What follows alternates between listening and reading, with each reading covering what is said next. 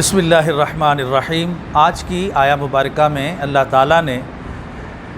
اہل ایمان کو ایک تسلی دی ہے۔ آپ دیکھیں کہ مکہ سے ہجرت کرنے والے لوگ جب مدینہ طیبہ آئے تو ہجرت کوئی آسان کام نہیں ہے، بڑا مشکل کام ہے۔ اپنا وطن چھوڑنا، اپنا گھر چھوڑنا، اپنا مال و اسباب چھوڑنا، اپنے بچے چھوڑ دینا اور اللہ کی راہ میں نکل جانا، یہ بہت مشکل کام ہے۔ کہ اللہ جس کے نصیب میں لکھتا ہے اس کو پھر ہجرت کا اجر بھی بہت دیتا ہے، ہجرت کا اجر ہی بہت زیادہ ہے۔ تو جب یہ مکہ سے نکلے تھے تو کتنے لوگ ایسے تھے جو اپنی بیویاں چھوڑ آئے، اولادیں چھوڑ آئے، کسی کے والدین رہ گئے، جوان بچے ادھر آ گئے، کہیں بوڑھے ادھر آئے تو جوان بچے وہاں رہ گئے۔ انہوں نے شرک نہیں چھوڑا، انہوں نے اپنا دین نہیں چھوڑا، اور یہاں جو مدینہ میں آئے تھے ان کو ظاہر ہے ایک فطری عمل ہے کہ اپنی اولاد سے پیار رہتا ہے، اپنے ماں باپ سے ایک محبت ہوتی ہے، بے شک وہ کفر میں ہو پھر بھی ایک محبت جاگتی ہے نا، جب تو بندہ کھنچا ہوا جاتا ہے آگے۔ تو صحابہ اکرام بعض اوقات کتنے ایسے صحابہ تھے جو پریشان رہتے تھے اس معاملے میں، جیسے حضرت حاتب بن بلتہ کا مسئلہ ہے کہ ان کے دل میں ایک اپنے بچوں کے لیے محبت اور نرمی تھی کہ کہیں ایسا نہ ہو کہ حضور وہاں حملہ فرمائیں اور میرے بچے جو ہے کسی وجہ سے نقصان میں نہ ہو جائیں، تو ان کے لیے انہوں نے خط لکھ دیا۔ ایسے ان کے دلوں میں محبتیں تو تھیں لیکن مضبوط بھی اتنے تھے کہ بس ہمارا ایمان کے ساتھ تعلق ہے بھائی،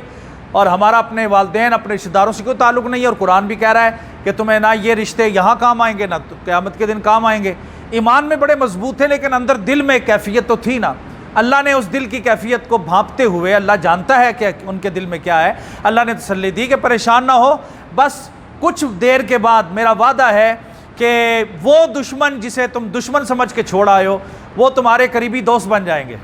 اور یہ ایک اشارہ تھا کہ مکہ فتح ہو جائے گا، اور مکہ کے فتح ہونے کے بعد جتنے بھی مکہ والے ہیں وہ مسلمان ہوں گے، تو جب مسلمان ہو جائیں گے تو تمہارے رشتہ دار تمہیں مل جائیں گے، تمہاری محبتیں آپس میں مل جائیں گی، تم آپس میں پیار و محبت سے پھر اسی طرح مل جل کے رہو گے۔ اور ایسا ہی ہوا، اللہ کا وعدہ پورا ہوا،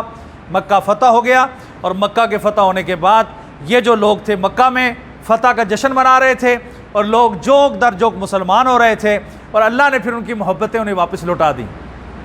یہ اللہ تعالیٰ نے ان کے ساتھ بڑا احسان کیا ہے کہ کفر سے اللہ نے ایمان کی طرف بھی لے آئے، مکہ بھی فتح ہو گیا، آپس میں سارے مل گئے۔ اب کوئی مدینہ رہنا چاہے اس کی مرضی ہے، مکہ رہنا چاہے اس کی مرضی ہے۔ اللہ نے فرمایا تمہاری تسلی کے لیے میں ایسا بھی کر دوں گا کہ کچھ عرصے بعد جو تمہارے جانی دشمن ہیں تمہارے محبوب بن جائیں گے، اور ایسا ہوا۔ اسی کا ذکر قرآن نے کیا ہے، پھر یہ بتایا کہ جو اہل کفار ہیں ان کے ساتھ تمہارا برتاؤ کیسا ہونا چاہیے، اس کی بھی تفصیلات انہی آیات کے اندر موجود ہیں۔ بسم اللہ الرحمن الرحیم۔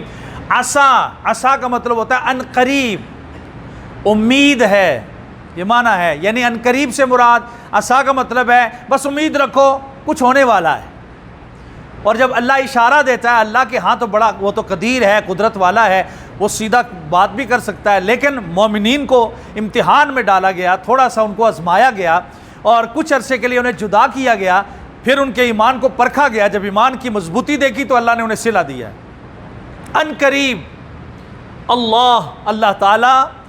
ان یجعل، کہ وہ بنا دے گا، بینکم تمہارے درمیان، و بین الذین اور ان لوگوں کے درمیان، عادیتم جن سے تمہاری دشمنی چل رہی تھی، جو تمہارے دشمن تھے، یعنی کفر اسلام کا دشمن ہے اور اسلام کفر کا دشمن ہے، جن کے ساتھ تمہاری عداوتیں اور دشمنیاں تھیں، ان قریب اللہ تعالیٰ تمہارے اور ان کے درمیان مودہ محبتیں واپس پلٹا دے گا۔ یہ اشارہ ہے مکہ کے فتح ہونے کا کہ تم جلدی نہ کرو، میرے محبوب کے پیچھے پیچھے چلو، جیسا میرا محبوب کہے۔ اب دیکھیں نا، حدیبیہ کے مقام پہ جو صحابہ گئے تھے، اچانک یہ فیصلہ حضور نے کیا، بھائی کون کون میرے ساتھ عمرہ کرنے جائے گا؟ ظاہر ہے اچانک یہ بات کہی جائے اور عمرہ بھی وہاں کرنے جائے جہاں دشمن بیٹھا ہے، اور دشمن سے معاہدہ بھی کوئی نہیں ایسا ہوا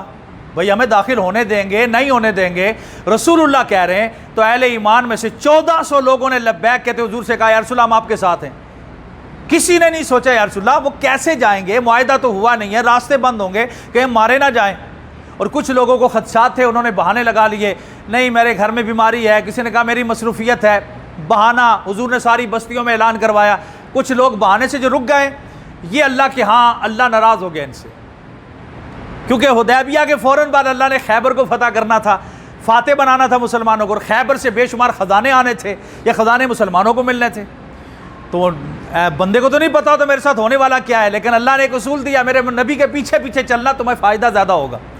جو نہیں چلے حدیبیہ میں گئے، وہاں پہ بیٹھے، روک دیا گیا۔ اب صحابہ کہہ سکتے یا رسول اللہ جب روکا ہی جانا تھا پھر ہمیں لے کے کیوں آئے؟ نہیں کہا کسی نے، ایمان اس چیز کا نام ہے نا، رسول اللہ آ گئے تو ہم آ گئے۔ اب اس کے بعد جنگ کا ایک سما بنا کہ عثمان غنی شہید کر دیے گئے، یہاں صحابہ اکرام نے حضور کے ہاتھ پہ ہاتھ رکھ کے بیعت کر دی، ہم تو اپنے جانیں دینے کے لیے آئے ہیں۔ اب یہ جانیں دینے کا معاملہ آیا، جنگ بندی اور یہ سارا سلسلہ، جنگ کا سلسلہ شروع ہونے لگا، سب کے ذہن بن گئے۔ اتنے میں معاہدہ ہوا، 10 سال کا معاہدہ صلح حدیبیہ میں، بھائی ایسا ہوگا، سارے صحابہ اسی طرح بیٹھے ہیں اور سامنے معاہدہ ہو رہا ہے 10 سال تک وہ ایک دوسرے جنگ نہیں کریں گے، اگر کوئی مکے کا بندہ مدینے جائے گا اسے واپس کرنا پڑے گا، حضور نے فرمایا ٹھیک ہے واپس کر دیں گے، لیکن اگر مدینے کا مکے میں آئے گا ہم واپس نہیں کریں گے، حضور نے فرمایا یہ بھی درست ہے، یہ بھی ہم مانتے ہیں۔ اب صحابہ کہنے لگے یار یہ تو عجیب سا معاہدہ ہے، وہ آئیں تو ہم واپس کر دیں اور ہمارا کوئی جائے تو ہم واپس نہ لیں، لیکن رسول اللہ کی جو باتیں تھیں ان پر وہ ایمان لے آئے، ہر چیز اپنی جگہ تھی۔ حضور نے فرمایا جنگ بند ہو گئی ہے، ہم واپس چلتے ہیں، بغیر عمرے کے وہاں ہی احرام کھولے چلے گئے۔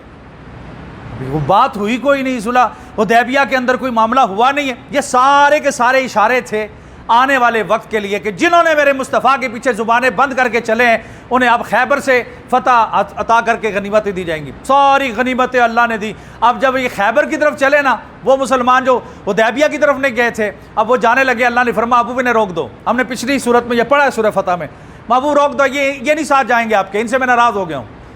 اب وہ جہاز سے رک گئے، انہیں مال مل گیا، اگلے ہی سال مکہ فتح ہو گیا اور یہ محبت مل گئی، منہم مودہ، آپس میں تمہاری محبتیں واپس لوٹاؤں گا۔ بس تھوڑے عرصے کے بعد رب نے 8 سال مدینے میں گزارے مہاجرین نے، 8ویں سال مکہ فتح ہوا، بس 8 سال کی ایک آزمائش اور امتحانی دنیا تھی اور اتنے غزوات لڑے گئے، اللہ نے دوبارہ محبتیں ڈال دیں۔ واللہ قدیر، اللہ بڑا قدرت والا ہے،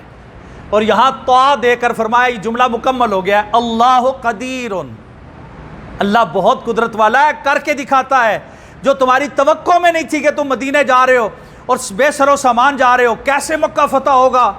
مکہ بھی فتح کروا دیا۔ اللہ قدیر، پھر فرمایا واللہ غفور رحیم، اور اللہ بخشنے والا بھی ہے، بڑی رحمت والا بھی ہے، اور ہر صحابی سجدے میں ہے، یا اللہ واقعہ جو تو شان اپنی بیان کر رہا ہے واقعی ایسا ہی ہوا ہے، جو تو نے کہا ہمیں مل گیا، مکہ بھی مل گیا، فتح بھی مل گئی، رسول اللہ بھی مل گئے، تیری رضا بھی مل گئی، ہماری کامیابی، امتحان کی کامیابی بھی مل گئی، یہ سارے کچھ اللہ نے دے دیا۔ پھر فرمایا لا ینہاکم اللہ، اللہ تمہیں منع نہیں کرتا، کس بات سے؟